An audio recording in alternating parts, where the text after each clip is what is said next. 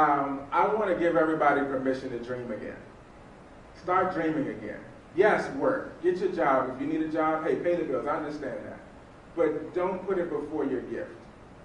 I wish I had more time. I'm really condensing a 3-hour seminar into just a handful of minutes in a workshop. If I had more time, I would go through exercises. But I just highly encourage everybody, start stirring up your dream again. Put some time into that. I believe that you will find more success and significance in your gift than just a good job. Everybody with me so far? This is probably a very different seminar than you're used to hearing. But that's my message to everybody. One of my mentors is John C. Maxwell. Anybody familiar with John C. Maxwell? Authority on Leadership. And he said something profound. He said that if you were to rate your gift on a scale of 1 to 10, 10 being the best, he said a lot of people spend too much time working on their weaknesses. He said spend more time working on your strengths than you do on your weaknesses. He said that if you're trying to improve in an area on a scale of 1 to 10, it's almost like the most you'll probably improve is 1 or 2 notches when it comes to your gift. Follow where he's going with this. 1 or 2 notches. So if you're working on something that you're a 2 at, and you invest all your time and resources and value into that, the most you'll probably grow it to is about a 4 on a scale of 1 to 10. And people don't pay for 4s. Would you agree? Mm-hmm. People pay for 9s and 10s. So he said, focus more on where you're a 7 or an 8. What are you gifted at? You're passionate at. And refine that. Invest your education in that. Invest your time in that. Surround yourself with experts in those arenas, because then you can go from a 7 or an 8 to a 9 and a 10, and you won't have to worry about money. People will pay for 9s and 10s. So, with that being said, I want to recommend a couple of resources to you all. How many would like some resources? Anything I can do to read, or for those who, most of you like to read, so this will be perfect for you. I highly recommend a book called Purpose-Driven Life. How many people read Purpose-Driven Life by Rick Warren? Get a copy of that. It comes on audio. Actually, I think most of these come on audio as well. You can listen in your car when you're not able to read. The best book on leadership when it comes to really discovering your true gifts that I've ever read is by Dr. Miles Monroe, and it's called Becoming a Leader. Becoming a Leader by Dr. Miles Monroe, M-Y-L-E-S. And he's got some great stuff on YouTube as well. In fact, if you're a YouTuber, put his name in and look up the 10 leadership attitudes. It'll really fire you up about who you really are. My wife introduced me to this one.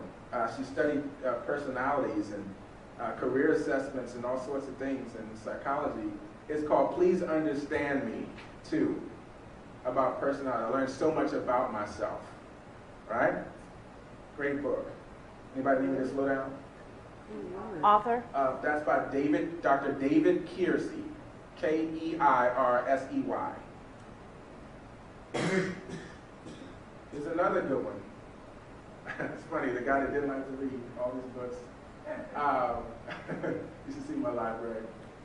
This one is called Now Discover Your Strengths, but actually the first book is Strength Finder. Strength Finder.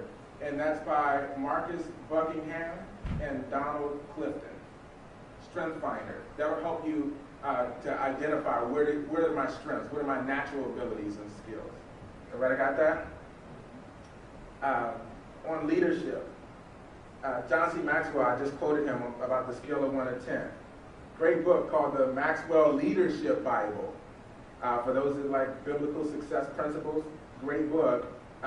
He talks about all the leadership lessons that he's learned about discovering the leader inside of you. It's called the Maxwell Leadership Bible by John C. Maxwell.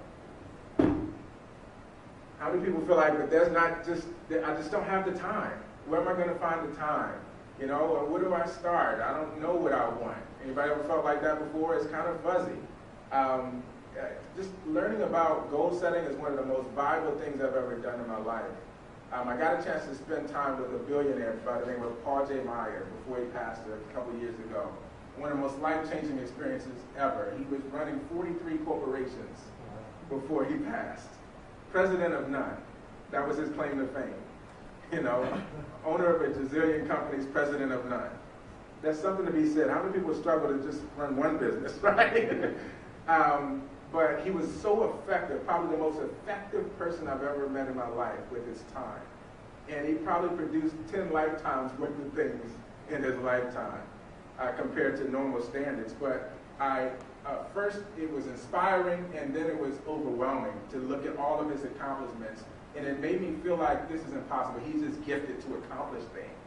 Until one day he taught us his system for achievement, the way he planned out a 5-year vision and broke it down into annual goals and broke it down into bite-sized pieces and lived life according to priorities. And so one of the presidents of one of his companies wrote a book called The Language of Achievement. Great book. You probably have to get this one online. The Language of Achievement by David Byrd, B-Y-R-D. It'll teach you how to cast your vision, break your vision down and your goals down so you can start making small accomplishments over time.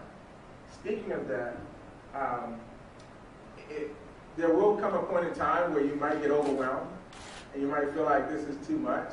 You know, we hear that phrase, how do you eat an elephant? I don't know why people eat elephants, but I get the concept, one bite at a time. And one of the most powerful programs that I've ever read and listened to is by Darren Hardy. It's called The Compound Effect. The Compound Effect.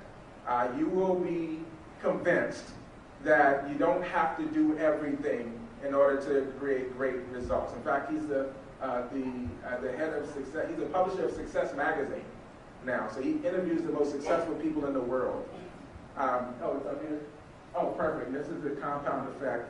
Don't have time to go into it, but get this program, The Compound Effect by Darren Hardy, and you'll be convinced that little things daily compounded over time will make a significant impact. One quick example of that, did you know that termites do more damage than earthquakes and tornadoes combined? How do they do it? Tiny little bites. Tiny little bites. Okay. And then the program I started with, Napoleon Hill, The Science of Personal Achievement. That's the name of the CD program. Also the Law of Success, Think and Grow Rich. Just look up Napoleon Hill, you can't go wrong. But that'll introduce you to what he learned after studying the 500 most successful people in the world and figured out what they had in common. Many of them never made it past 3rd grade. The Thomas Edison's, Henry Ford's of the world, the Mahatma Gandhi's, the greats of that time.